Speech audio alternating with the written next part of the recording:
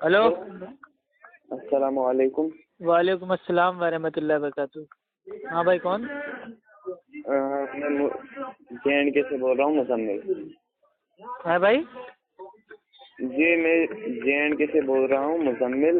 और मेरा एक सवाल था आपसे कि जो 8 रकात तरावी जो बोलते हैं असली सुन्नत है, तो असली सुन्नत है क्या नकली सुन्नत भी होती है कोई? असली सुन्नत नकली सुन्नत क्या है भाई? सुन्नत सुन्नत होती है। असली सुन्नत नकली सुन्नत मेरा मतलब है कि अगर हम बोलते हैं ये असली सुन्नत है, फॉर एग्जांपल ज़ईफ हदीस से सुन्नत साबित करेगा कोई, तो वो तो नकली सुन्नत लिटरली बन जाएगी। तो अगर आप इसकी मीनिंग तो जो मैं कह रहा हूँ जो 8 रकात तरावी है, इसकी दलील क्या है? 8 रकात तरावी की दलील मेरे भाई काफी सारी है। कहाँ से आपको चाहिए? मतलब हक़ी फिक़ा से चाहिए या आपको अल्लाह के नबी की हदीस से चाहिए या आलिमों का कौल चाहिए? आप जहाँ से बताएं वहाँ से साबित कर दें। जी मुझे हदीस चाहिए। हाँ तो हदीस भाई ये जो है भाई ये आपकी आती है बुखारी शरीफ की हदीस है, ठीक है। बुखारी। अम्मी आयशा रजी अल्लाह ताला अन्हा फरमाती हैं कि अल्लाह के नबी चाहे रमजान हो चाहे कोई और महीना हो, वो रात की नमाज 11 रकातों से ज्यादा नहीं पढ़ते थे। 8 रकात क़यामुल लैल और 3 रकात वित्र। क्या हूँ क्या? और कुछ क्या मेरे भाई? हिदाया में आपकी लिखा हुआ है कि जो तरावी है वो 20 रकात की हदीस सही है। और दुर्र मुख्तार में उतरा हुआ है कि जो भी तरावी की जो 20 रकात की जो हदीसें आती हैं वो तमाम की तमाम अइम्मा मुहद्दिसीन के नजदीक ज़ईफ हैं।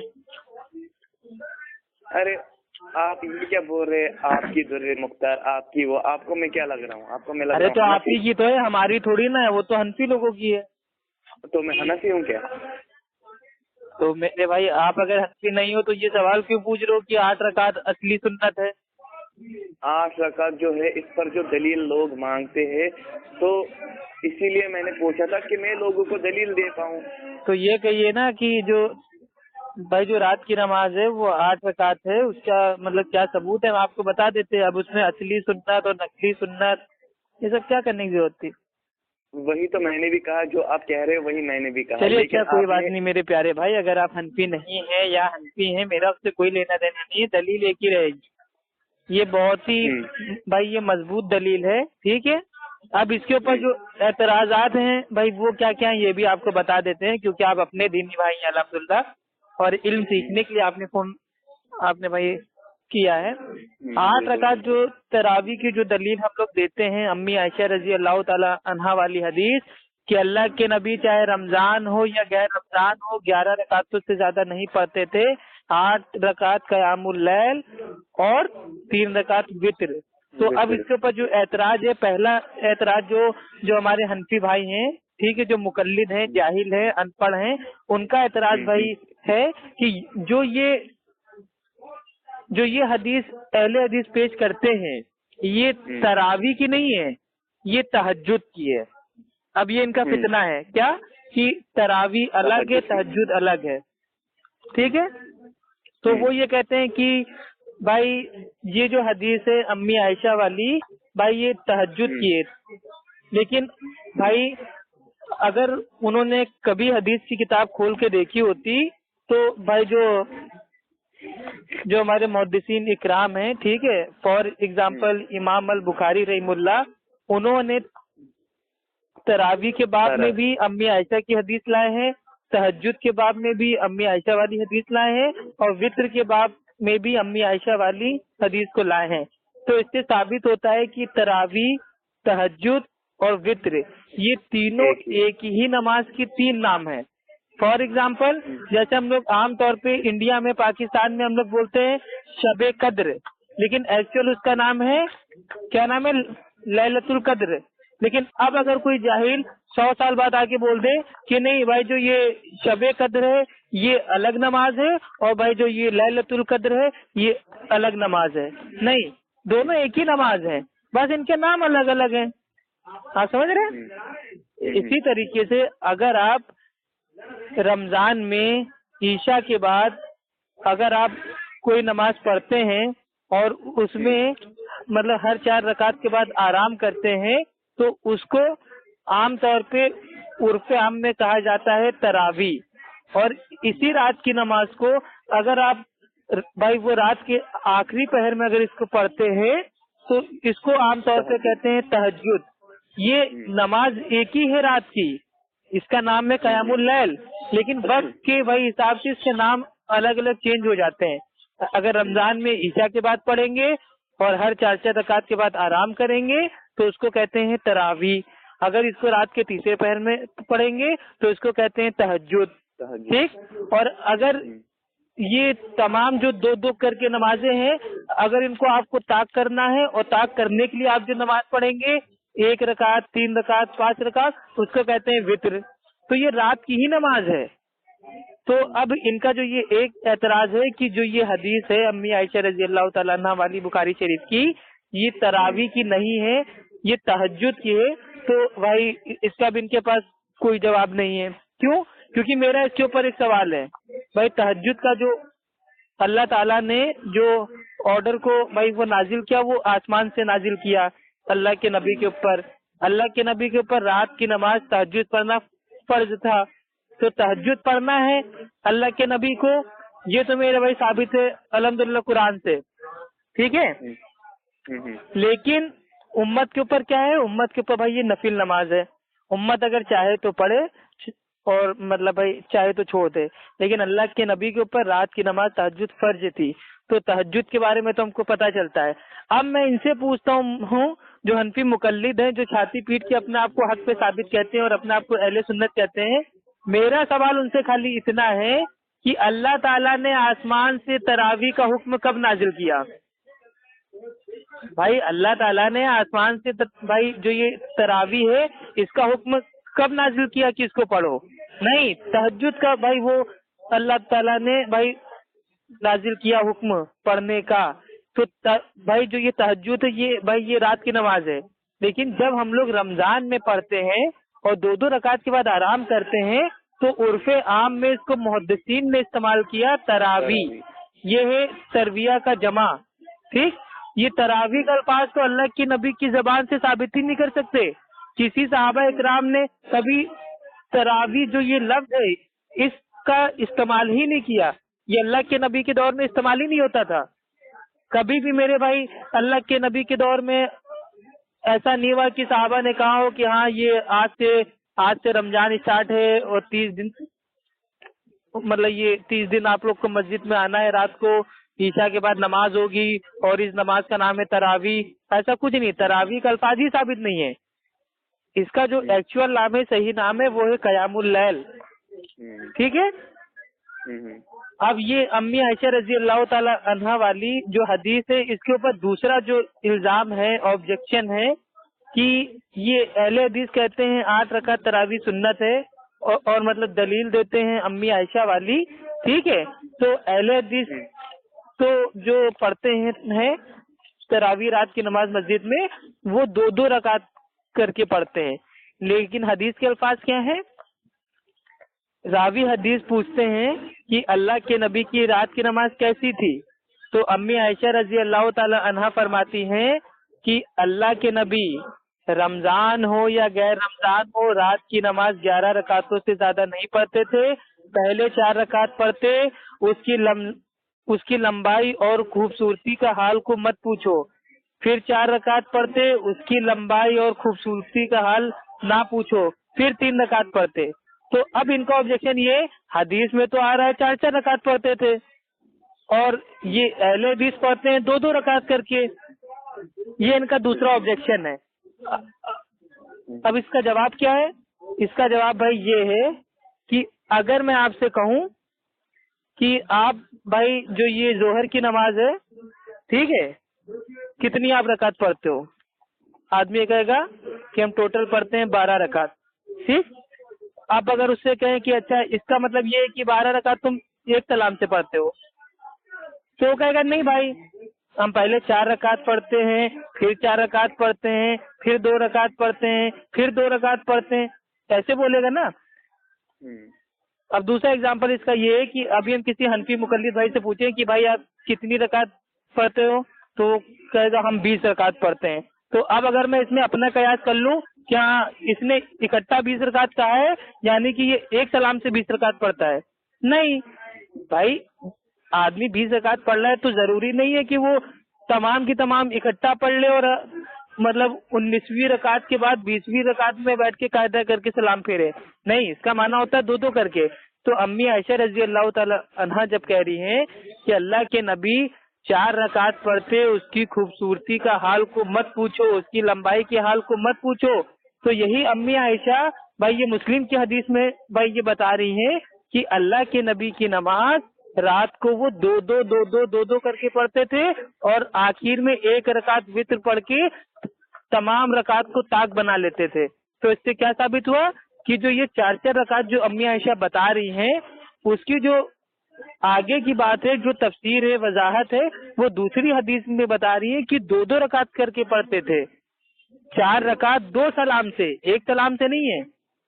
امی عائشہ رضی اللہ تعالی عنہا کی جو حدیث ہے اس میں یہ الفاظ ہی نہیں ہے کہ اللہ کے نبی 4 رکعت پڑھتے 1 سلام سے.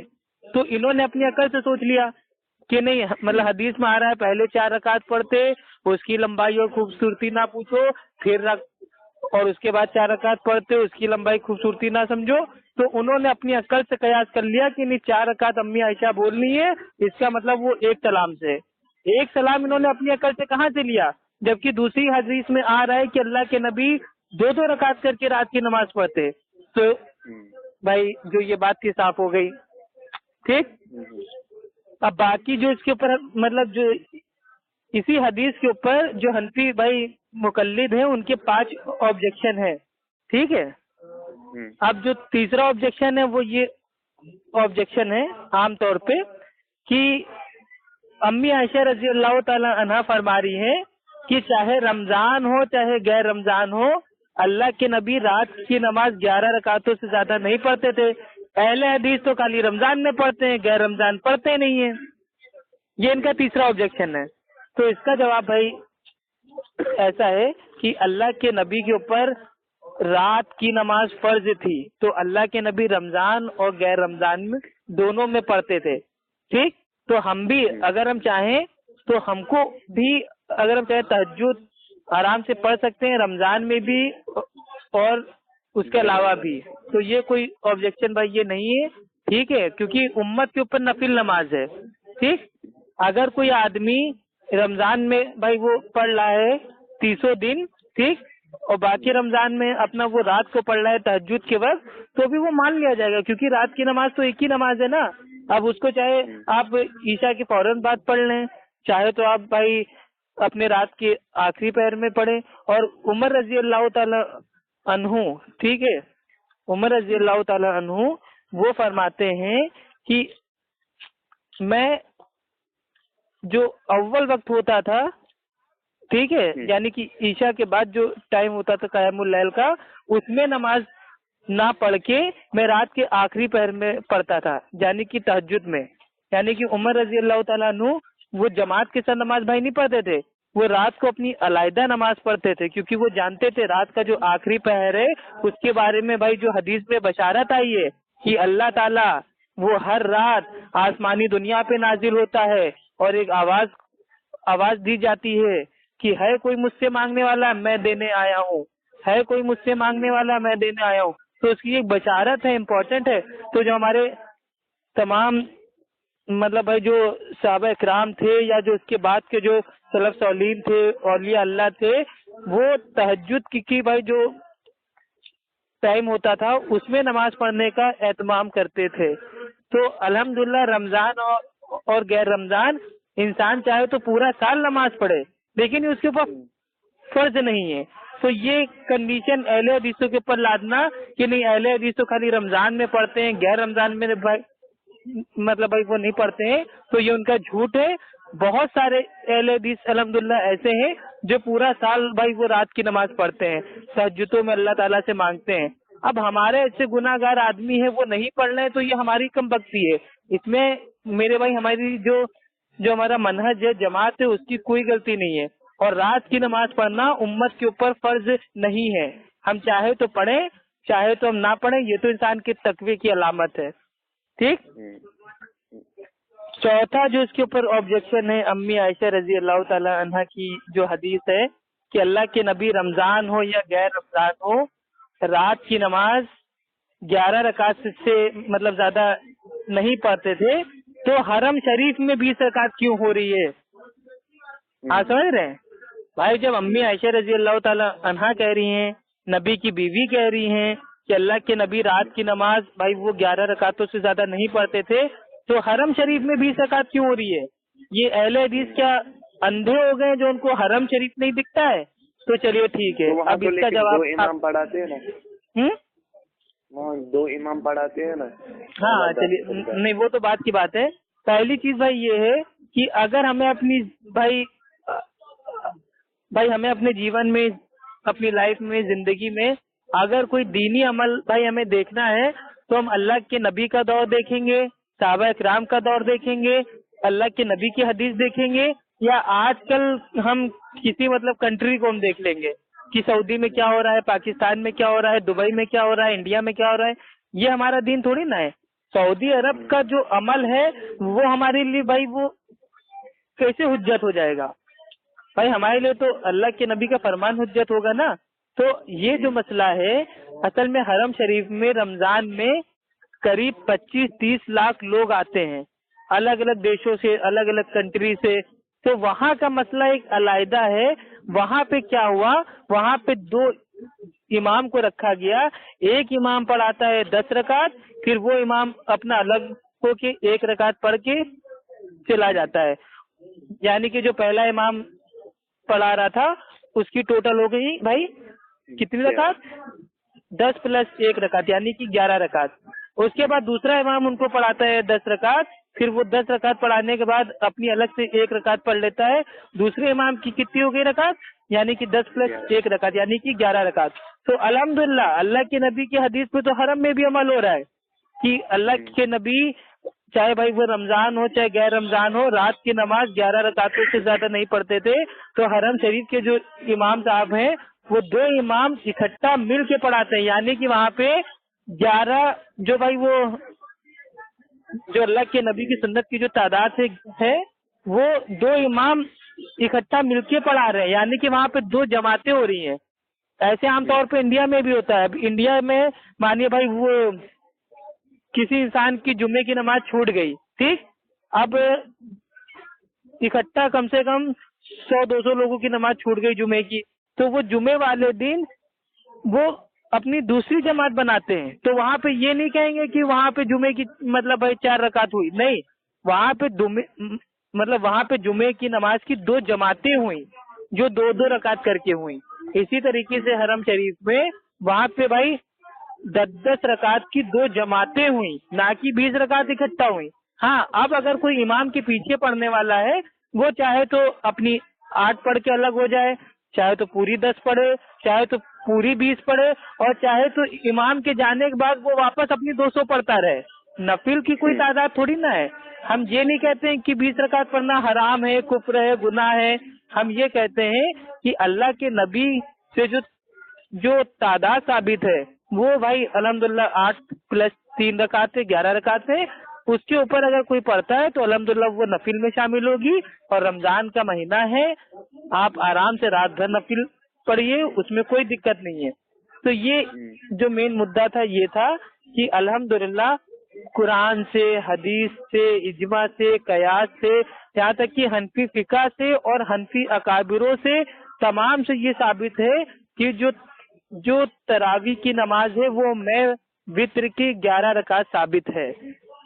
اور بھائی حوالے کا ذمہ دار ہمیں, اور جو یہ ایک حدیث کے اوپر جو یہ آبجیکشن اٹھتے رہتے ہیں, ابھی کے لیے اتنا ہی آنسر آپ کے لیے کافی ہے. اس کے بہت سارے آنسر ہیں, بہت سارے مطلب بھائی جو حوالے ہیں, دلیلیں ہیں, بہت سارے ہیں. ان کے حنفی عالموں نے بھی کہا ہے کہ ہاں جو یہ امی عائشہ رضی اللہ تعالی عنہا والی حدیث ہے اس سے صاف صاف ثابت ہوتا ہے کہ رات کی نماز قیام اللیل یعنی کہ تراویح وہ 11 رکعت ہے. تو یہ کس کس سے دامن اپنا بچائیں گے؟ جو یہ ہے نا، آپ کو میں نے میسج بھی کی تھی کہ JNK میں ایک دیوبند علماء آ گیا ہے، اس کا نام ہے نعمان نوشیری. تو نعمان نوشیری سے میری بات ہوئی تھی تقلید کے اوپر. وہ بیچارہ پہلے خود بولتا رہا، میں نے اس کی بات سنی، اور جب میرے بولنے کا ٹائم آیا تو وہ فون کاٹ کے بھاگ گیا. تو وہ بہت لوگوں کو بھڑکاتا ہے، اور 6-7 ایک بار بھائی مقلدوں کا کام ہی ہے بھڑکانا یار. یہ تو کفار مکہ کے دور کے ہیں نا. تو وہ کہتا ہے اتباع جو ہے، اتباع اور تقلید ایک ہی بات ہے. ہاں، کل کو یہ میرے بھائی ساتھ ساتھ یہ بھی بول سکتے ہیں کہ مرد اور عورت دونوں ایک ہی ہیں، سفید اور کالا دونوں ایک ہی ہیں، رات اور دن دونوں ایک ہی ہیں، شرک اور توحید دونوں ایک ہی ہیں، سنت اور بدعت دونوں ایک ہی ہیں. اسی طریقے سے تقلید اور اتباع دونوں ایک ہی ہیں. یہ لوگ اصل میں حق کو باطل کے ساتھ بھائی وہ ایک ساتھ جوڑ دیتے ہیں، ملا دیتے ہیں، خلط ملط کر دیتے ہیں. بھائی تقلید کا معنی ہوتا ہے اندھا دھند پیروی، یعنی کہ تقلید کی جو معنی ہوتا ہے، ٹھیک ہے، عام طور پہ اس کو بتا رہے سمجھانے کے لیے. تقلید ہوتی ہے بھائی وہ بنا دلیل کے ہوتی ہے، اور جو اتباع ہوتی ہے وہ بھائی وہ دلیل کے ساتھ ہوتی ہے. یعنی کہ ہم کہہ سکتے ہیں کہ تقلید اس عمل کا نام ہے جو بنا دلیل ہو، اور اتباع اس عمل کا نام ہے جو با دلیل ہو. تو دلیل کا فرق آ رہا ہے، دونوں ایک کیسے ہو سکتی ہے؟ کہا قرآن میں اللہ کہتا ہے شیطان کی اتباع مت کرو. تو شیطان کی اتباع ہم دلیل کے ساتھ کرتے ہیں یا دلیل کے بغیر؟ اس نے کہا اللہ کہتے ہیں قرآن میں شیطان کی اتباع مت کرو. تو ہم شیطان کی اتباع دلیل کے ساتھ کرتے ہیں یا دلیل کے بغیر؟ دلیل کے بغیر کرتے ہیں نا. بھائی دلیل تو شیطان کے پاس بھی ہے نا، وہ پاگل آگل ہے کیا؟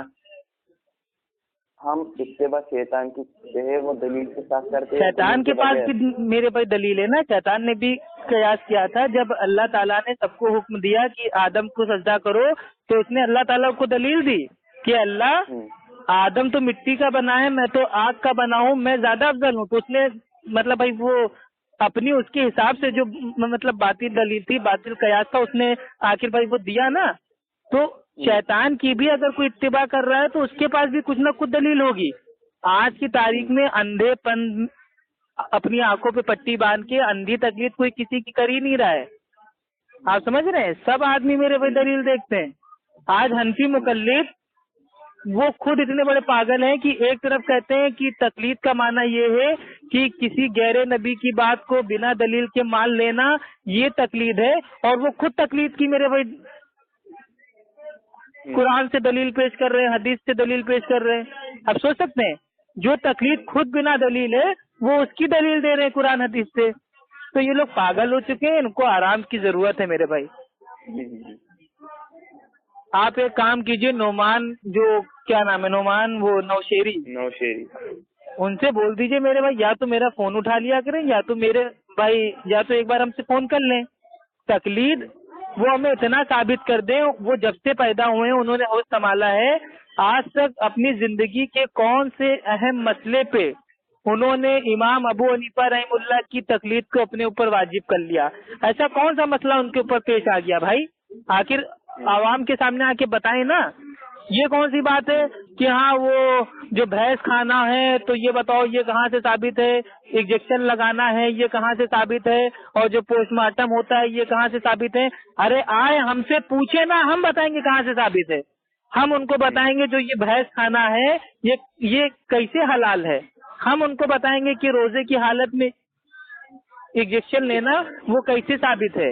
ہم ان کو بتائیں گے کہ آج کل کے جو مسئلے مسائل ہیں وہ بھی میرے بھائی قرآن حدیث سے ثابت ہیں. اس میں کسی کی تقلید کو اپنے اوپر واجب نہیں کر لینا ہے.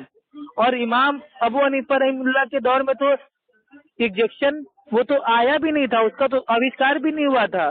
تو انہوں نے انجیکشن کے اوپر فتویٰ اب جا کے کہاں سے دے دیا؟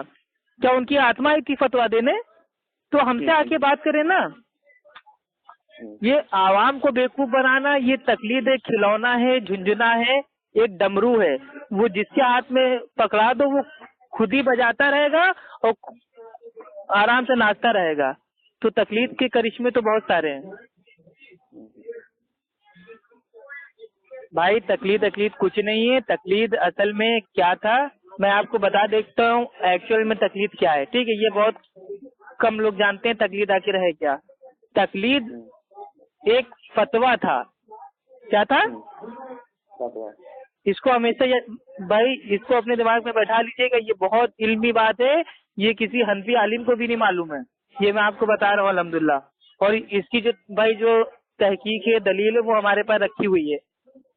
تقلید ایکچوئل میں ایک فتویٰ تھا جب عوام ایک دم جاہل تھی, جس کو کلمہ بھی نہیں آتا تھا اور ان کو نماز بھی نہیں پڑھنا آتا تھا, تو یہ ایک فتویٰ دیا گیا تھا کہ جو لوگ بیچارے بالکل جاہل ہیں, انگوٹھا ٹیک جس کو کہتے ہیں, جن کو نہ عربی کا علم, نہ اردو کا علم, نہ ہندی کا علم, نہ انگلش کا علم, یہاں تک کہ وہ کلمہ بھی نہیں پڑھ سکتے ہیں, تو بیچارے نماز کہاں سے پڑھیں گے.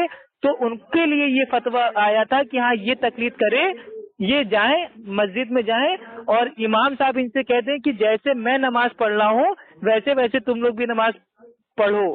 تو تقلید یہ ایک فتویٰ تھا کہ اس دور کے جو جاہل تھے بالکل, ان کو سمجھانا بالکل مشکل تھا, پڑھانا بالکل مشکل تھا, تو ان سے عام طور پہ کہہ دیا گیا تھا کہ بھائی تم اتنے قابل تو ہو نہیں کہ بھائی تم مطلب جو دلیل ہے دلیل دیکھو گے, ٹھیک ہے, تو ایک کام کرو جیسے ہم کر رہے ہیں ویسے تم مطلب بھائی ہماری تم پیروی کرنا اسٹارٹ کر دو. تو یہ وہاں تک تقلید, یہ ایک جب یہ آیا تھا فتویٰ تو تقلید کیا تھی, مجبوری تھی. لیکن پھر کچھ لوگوں نے تقلید کو الگ موڑ پہ لا کے چھوڑ دیا کہ بھائی یہ مجبوری سے بھائی یہ کیا ہو گیا, ضروری ہو گئی, اور ضروری سے پھر یہ دھیرے دھیرے آگے بڑھتے بڑھتے یہ واجب ہو گئی. اور آج کی تاریخ میں اس کا عالم یہ ہے کہ چاروں امام برحق ہیں ہونے کا دعویٰ ہے, اور امام ابو حنیفہ رحم اللہ کی تقلید کرنا واجب ہے. اور اس تقلید کو واجب کرنے کے لیے امام ابو حنیفہ رحم اللہ کو اس قدر بدنام کیا گیا, اس قدر ان کے بارے میں الٹے سیدھے مطلب باتیں اتاری گئی, ان کے نام سے منسوخ کی گئی کہ امام ابو حنیفہ رحم اللہ, یہ بات جو لکھی ہوئی اس کا حوالہ انشاءاللہ آپ کو ابھی دے رہے, در مختار, ٹھیک ہے, جلد نمبر 1 اور صفحہ نمبر 44, اس پہ اترا ہوا ہے کہ امام ابو حنیفہ رحم اللہ نے 100 مرتبہ حالت خواب میں اللہ کا دیدار کیا. امام ابو حنیفہ رحم اللہ نے اپنی زندگی میں 55 بار حج کیا. امام ابو حنیفہ, ٹھیک ہے, امام ابو حنیفہ رحم اللہ جب وہ ایک بار حج کرنے گئے تو انہوں نے خانہ کعبہ کی چابی مانگی پیسے دے کے, یعنی کہ رشوت دے کے, گھوس دے کے انہوں نے خانہ کعبہ کی چابی مانگی. خانہ کعبہ کے اندر انہوں نے 2 رکعت نماز ادا کی. پہلی رکعت ایک ٹانگ پہ کھڑے ہو کے آدھا قرآن پڑھا, دوسری رکعت میں دوسری ٹانگ پہ کھڑے ہو کے آدھا قرآن پڑھا, اور جب سلام پھیرا تو آسمان سے غیبی آواز آئی کہ اے نعمان, ہم نے تمہاری اس ادا سے, اس عبادت سے ہم خوش ہوئے, اب تک قیامت تک جو تمہارے مسلک پہ چلیں گے وہ تمام کے تمام بھائی وہ جنت میں داخل ہوں گے. تو انہوں نے تقلید کو ثابت کرنے کے لیے ایک جھوٹ, اس کے اوپر جھوٹ, اور اس کے اوپر جھوٹ, اور جھوٹ کے اوپر جھوٹ, جھوٹ کے اوپر جھوٹ, جھوٹ کے اوپر جھوٹ, ایک پورا پلندہ تیار کر دیا کہ ہاں دیکھو اللہ تعالیٰ خود آسمان سے کہہ رہا ہے کہ اے نعمان ہم نے تجھ کو بخش دیا اور جو تیرے مسلک پہ چلیں گے ان کو بخش دیا, تو بن جاؤ حنفی, نعرے تکبیر, ہم تو حنفی ہیں. بس آپ سمجھ رہے ہیں, یہ سب پبلک کو بیوقوف بنانا ہے. آپ خود سوچو, ابو بکر رضی اللہ تعالیٰ عنہ, عمر رضی اللہ تعالیٰ عنہ, ان کے دور میں کبھی کسی نے ایک ٹانگ پہ کھڑے ہو کے نماز نہیں پڑھی. انہوں نے کبھی اللہ تعالیٰ کو 100 بار خواب میں بھائی نہیں دیکھا. ان کے لیے کبھی اللہ تعالیٰ نے آسمان سے ڈائریکٹ بات نہیں کی. آپ سمجھ رہے ہیں بھائی, اللہ تعالیٰ نے اللہ کے نبی سے ڈائریکٹ بات چیت بھائی نہیں کی, لیکن امام ابو حنیفہ رحم اللہ کو ڈائریکٹ آسمان سے وہی مطلب وہی اتار دی اپنی زبان میں کہ ہاں بھیا ہم نے تم کو بخش دیا اور تمہارے جو مطلب راستہ ہے, دین ہے, مسلک ہے, اس پہ چلنے والوں کو بخش دیا. یعنی کہ اب اگر آج کی تاریخ میں کوئی حنفی ہے وہ چاہے ڈی جے پہ ڈانس کرے, ٹھیک, وہ چاہے تو نبی کے برتھ ڈے میں کیک کاٹے, وہ چاہے تو میرے بھائی ناف کے نیچے ہاتھ باندھ کے نماز پڑھے, چاہے تو وہ حنفی طریقے سے نماز پڑھے, وہ تو بخشا بخشایا ہے, اور چاہے تو نہ نماز پڑھے. جب اللہ تعالیٰ نے اپنی زبان سے کہہ دیا, الحمدللہ اللہ تعالیٰ تو اپنی بات کا پکا ہے نا, تو اللہ تعالیٰ نے کہہ دیا حنفی بخشے جائیں گے، یعنی کہ حنفی بخشے جائیں گے، یعنی کہ جو باقی شافعی ہیں اور یہ ملکی ہے، حنبلی ہیں، ان کا جنت جانا ہو سکتا ہے مطلب بھائی خطرے میں ہو، لیکن حنفیوں کی تو پوری 100% گارنٹی ہے۔ آپ نے ایک بار ویڈیو میں کہا تھا کہ جو نماز سینے پہ ہاتھ باندھنے کی ہے وہ صحیح بخاری کی حدیث حدیث نمبر 740۔ تو نعمان نے کہا کہ اگر صحیح بخاری میں ایسی حدیث ہوگی سینے باندھنے کی تو میں حنفی مسلک چھوڑنے کے لیے تیار ہوں، ایسی کوئی حدیث نہیں ہے بخاری میں۔ بھائی وہ پاگل آدمی ہے بھائی، صحیح البخاری کی حدیث ہے، ٹھیک ہے، وہ ایک صحابی ہیں، وہ کیا بولتے ہیں، غالباً ان کا نام ہے سہل بن سعد، ٹھیک ہے، رضی اللہ تعالیٰ عنہ۔ وہ فرماتے ہیں کہ لوگوں کو بھائی یہ آرڈر دیا جاتا تھا، حکم دیا جاتا تھا کہ اپنے الٹے ہاتھ پر بائیں ہاتھ کو زرہ پر رکھ لیں۔ تو اب یہاں پہ جو پہلا سوال ہوتا ہے حنفی مقلدوں کا کہ بھیا کیا سینے پہ ہاتھ باندھنا بھائی وہ بخاری سے ثابت ہے؟ تو اس پہ میں کہتا ہوں ہاں ثابت ہے۔ اس کا جواب یہ ہے کہ صحابی فرما رہے ہیں سہل بن سعد رضی اللہ تعالیٰ عنہ کہ اپنے بائیں ہاتھ پہ دائیں ہاتھ کو رکھ کر بھائی وہ زرہ پہ باندھ لیں۔ تو اگر کوئی چھوٹا بچہ آئینے کے سامنے کھڑا ہوگا یا کوئی بڑا آدمی بھی آئینے کے سامنے کھڑا ہوگا، جب وہ اپنے الٹے ہاتھ پر سیدھے ہاتھ کو رکھ کے زرہ سے بالکل باندھے گا تو آٹومیٹک اس کا ہاتھ سینے پہ آ جائے گا۔ لیکن اب حنفی مقلد اس میں دوسرا سوال کھوج دیتے ہیں، نہیں سینے کا الفاظ کہاں ہے؟ تو یہ ان کا دوسرا سوال ہے۔ تو ہمارا دعویٰ ہی نہیں ہے کہ بھائی وہ الفاظ ہے سینے کا۔ اب ہر جگہ الفاظ تھوڑی نہ ڈھونڈیں گے، اب کچھ معنی بھی تو ہوتا ہے، آپ سمجھ رہے ہیں؟ زرہ مطلب زرہ بھائی زرہ جو ہوتی ہے وہ القاموس، ایک عربی کی مطلب بھائی وہ کیا بولتے ہیں لغت ہے، ٹھیک ہے، ڈکشنری عربی کی القاموس، اس میں بھائی جو اس کا معنی ہے وہ ہے کہ انگلی کے بیچ کے حصے سے لے کے کوہنی تک اس پورے مطلب بھائی پورشن کو عربی میں کہتے ہیں کیا کہتے ہیں زرہ۔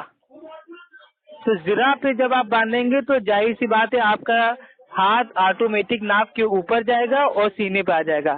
لیکن اب جو یہ لوگ سینہ مانتے ہیں، یہ اردو کا سینہ اور عربی کا سینہ یہ دونوں الگ الگ ہیں۔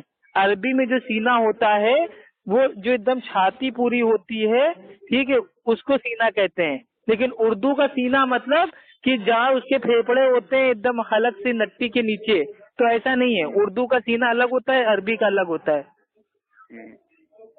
ٹھیک ہے بھائی، بہت دیر سے بات کر لی یار، ہاں چلیے ٹھیک ہے، منہ درد کرنے لگا، انشاءاللہ پھر بات کیجیے تو آرام سے، ٹھیک ہے۔ نعمان نوشیری صاحب کو ہمارا نمبر آپ دے دیجیے گا، ان سے کہہ دیجیے گا کہ اگر انہوں نے تقلید قرآن حدیث تو بہت بات کی بات ہے، امام ابو حنیفہ رحم اللہ سے ثابت کر دے کہ امام ابو حنیفہ رحم اللہ نے اپنی زندگی میں کب کہا کہ میری تقلید کرنا اور میرے جانے کے بعد حنفی مسلک بنا کے میری پیروی کرنے لگنا، تو انشاءاللہ میں افو خان 100 لوگوں کو ساتھ میں لے کے حنفی مقلد بننے کے لیے تیار ہوں، ٹھیک ہے۔ آپ ان کو میرا چیلنج آپ دے سکتے ہیں۔